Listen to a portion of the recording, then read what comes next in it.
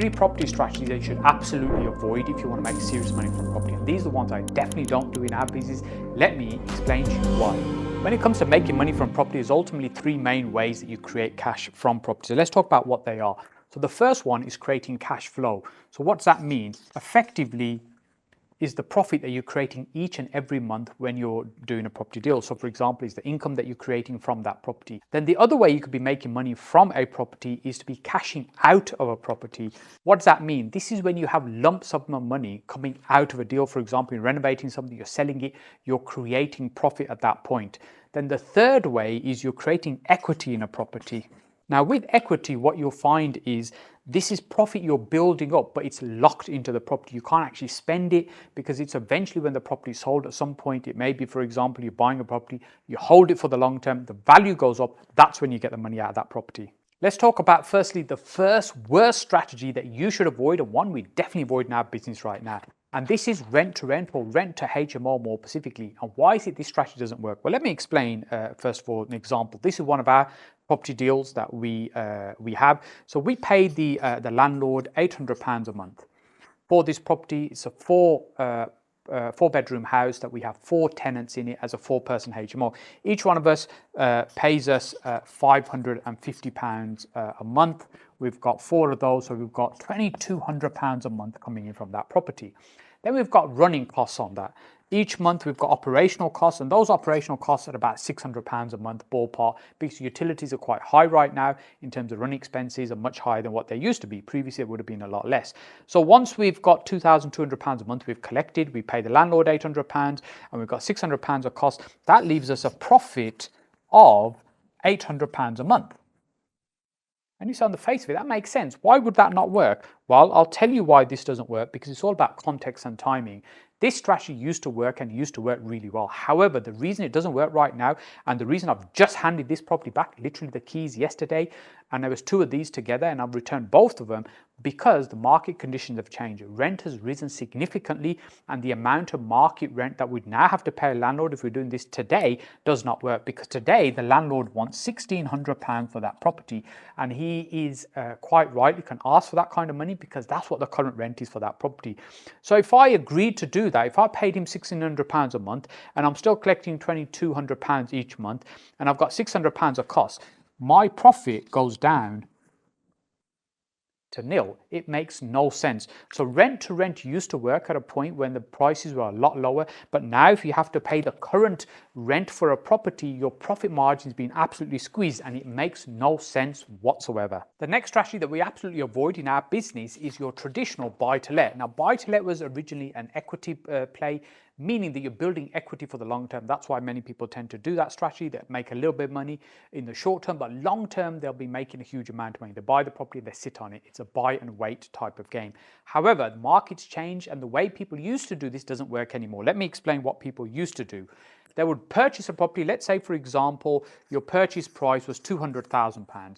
You buy a property for £200,000, and then what many people would do is get a deposit of £50,000 of, say, their own money, and borrow 75% of that from the bank, £150,000 from the bank, £50,000 of that of your own money. Then what they've got is interest that they need to pay on that £150,000. And say typically, previously it might have been, say, around 3%. I'm just using arbitrary numbers for the mortgage.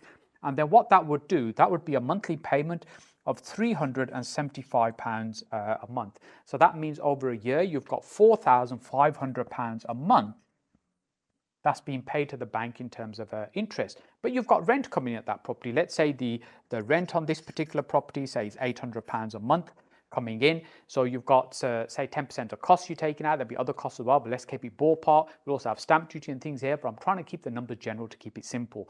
So you've got £800 coming in. You've got a little bit of cost, say £700. You're paying off the mortgage each month. You're left with a profit of £325 a month. Whoops, £325 a month. So over a year, that gives you £3,900. £3,900 a year. Now, when we take that £3,900, if you can just about read that, that's your return you're making on your £50,000 that you tied up in this property. So there's £50,000 of your money here. You're making a profit £3,900 a month. So when we take that and look as a return on investment on this money annualized, it's about 7.8%. Or what people call return on capital employed. You've got £50,000 in that business and it's generating you 7.8% return because of that. Now, as I said, there's other costs and things, but as a ballpark, that's essentially why people do it. And over time, yeah, you're making a little bit of money here, but over time, what happens, the property values go up. There's a capital increase, which is where the property profit is, which is what they call equity. However, things have changed. They don't work anymore. And this is why buy-to-let is dead and people aren't doing buy-to-let anymore.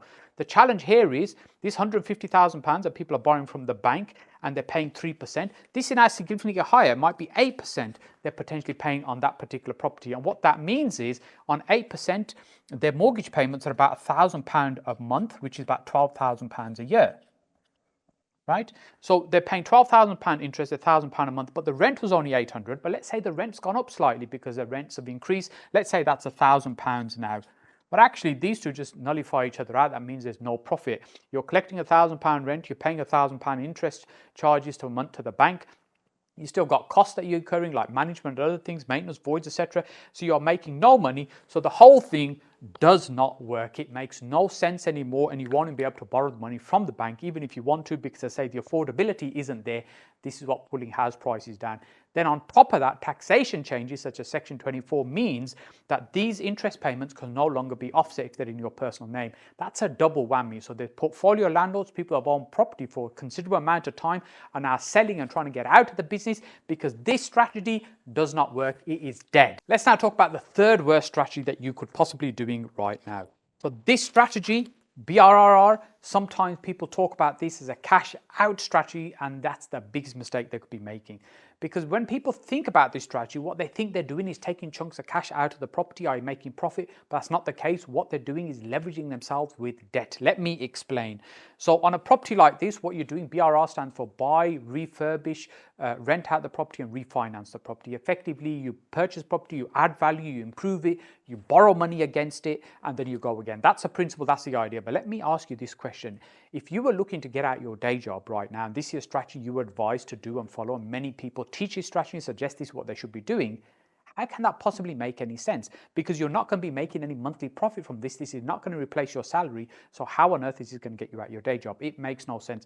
All these strategies can work in certain contexts, but they do not work right now, and they definitely do not work for us. So let me explain. So we're purchasing a property. Let's say you're buying something for £250,000. So purchase price let's say we're buying at £200,000. 200,000 just like before, purchase price, and then we spend about £50,000 on it to renovate it, make it nice, some gold taps and whatever it is you want to do. So we spent £250,000 so far. And let's say the new value now is miraculously, let's say it's £350,000. That's in an ideal world. Realistically, it doesn't happen, but let's say it was. So it's the new value now is £350,000. So the idea being, what you do, you borrow 75% of this money from the bank. And if you borrow 75% of that, so the bank would give you £262,500 back. Now, you may have worked out what's happening here is you've purchased the property for £200,000, regardless where the money's come from. You spent £50,000, so you're into this deal for £250,000. But now, because it's worth significantly more, the bank has given you £262,500. That's more than you'd put into the property. So you're getting a bit of cash out. And that's why people think this is a cash out business.